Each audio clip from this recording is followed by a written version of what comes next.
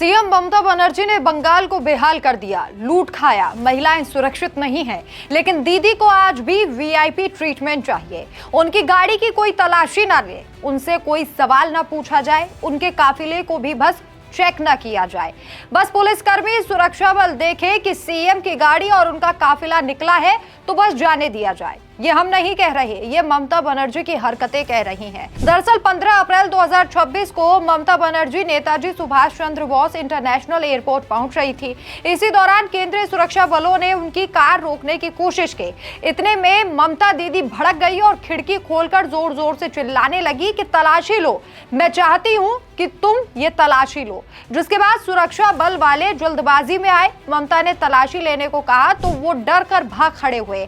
ममता rally में हंसते हुए इसी मुद्दे पर बातचीत करते हुए कहती हैं कि मुझे खुशी हुई कि मैं कोई चोर नहीं हूं। अब सवाल ये उठता है कि ट्रैकिंग से ममता बनर्जी इतना बिदक क्यों गई, जबकि 14 अप्रैल को चुनाव आयोग ने साफ आदेश दिया कि तृणमूल कांग्रेस के सभी नेताओं, उनके परिवार वालों, यहां तक कि अबू शेख अब्दुल्ला और अभिषेक बनर्जी की पत्नी रुजीरा तक की गाड़ियों की तलाशी ली जाएगी। ये आदेश पहले ही दे दिए गए थे, लेकिन इसके बावजूद भी ममता बनर्जी को ट्रैकिंग से मिर्ची लग गई। फ्लाइंग सर्विलांसेस की टीमें लगाई गई, केंद्रीय सुरक्षा बलों को तैनात किया गया है, लेकिन ममता बनर्जी को छोड़ दिया जाए, ऐसा ममता बनर्जी को चाहिए। मुख्यमंत्री होने के नाते उन्हें इम्यूनिटी मिलनी चाहिए, लेकिन ममता ने फिर भी उत्तर दिनाजपुर के इस्लामपुर में रैली में तीखा हमला बोला और कहा, अगर टीएमसी के सभी नेताओं की कारों की तलाशी ली जा रही है तो प्रधानमंत्री नरेंद्र मोदी, गृह मंत्री अमित शाह और सीआरपीएफ की गाड़ियों की तलाशी क्यों नहीं ली जाएगी?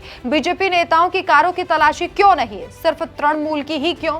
अगर हिम्मत है तो बाकियों को छोड़कर रोज मेरी गाड़ी की तलाशी लीजिए। ये वही ममता बनर्जी है जो सालों से बंगाल में कह रही है कि मैं साफ हूं, दावा करती आ रही हैं। रैली में भी उन्होंने ये कहा कि मैं सरकार से वेतन के तौर पर एक भी पैसा नहीं लेती। लेकिन हकीकत देखिए, 2026 के विधानसभा चुनावों से ठीक पहले केंद्र ने केंद्रीय बल भेजे, मॉनिटरिंग बढ़ाई, क्योंकि बंगाल में पिछले कई सालों से हिंसा, बूथ कैप्चरिंग, पैसे का खेल और सत्ता का दुरुपयोग, ये शिकायतें आ रही हैं। चुनाव आयोग ने टीएमसी पर फोकस किया तो ममता का रोना शुरू हो गया।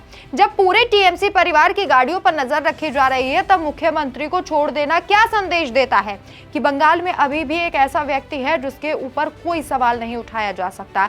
वीआईपी कल्चर का सबसे बड़ा उदाहरण है। ममता का ये ड्रामा नया नहीं, हर चुनाव से पहले केंद्र की कोई भी कार्रवाई को वो साजिश बता देती है। केंद्रीय बलों को डरपोक कहना, प्रधानमंत्री और गृह मंत्री पर उंगली उठाना, ये उनका पुराना काम है। ये सब विपक्ष को दबाने की कोशिश का हिस्सा हमेशा से ममता बनर्जी को लगता आया। जब अब उनकी पार्टी अपनी जांच के दायरे में आई तो उन्होंने चीखना शुरू कर दिया। 2026 के चुनाव में ये छोटा सा कार इंसिडेंट अब बड़ा मुद्दा बन गया है। ममता का मैसेज साफ है कि मैं ऊपर हूं और मेरे ऊपर कोई हाथ नहीं डाल सकता। लेकिन लोकतंत्र में कोई भी व्यक्ति, चाहे मुख्यमंत्री हो या फिर प्रधानमंत्री, कानून से ऊपर नहीं होता। सवाल यह है कि क्या चुनाव आयोग ममता के चैलेंज को स्वीकार करेगा और समान नियम लागू करेगा, या फिर बंगाल में पुराना खेल चलता रहेगा? एक के बाद एक नियम लागू किए जा रहे हैं, लेकिन ममता बनर्जी को चाहिए कि कोई भी नियम उनके ऊपर लागू ना किया जाए, पूरी टीएमसी किसी भी नियम के दायरे में ना आए। और तभी जब ममता बनर्जी के काफिले का, उनकी पार्टी के जो नेता हैं, उनके परिवार वालों की गाड़ियों को चेक किया जा रहा है तो उन्हें मिर्ची लग रही है और वो मंच से चीख पुकार मचा रही हैं। हालांकि ममता बनर्जी की गाड़ी को चेक नहीं किया गया, उन्हें निकलने दिया गया, लेकिन बावजूद उन्हें अपनी इम्यूनिटी चाहिए और अपने साथ साथ अपने नेताओं को भी इम्यून करना चाहती है। आपकी क्या राय है? कमेंट करके जरूर बताएं। नमस्कार।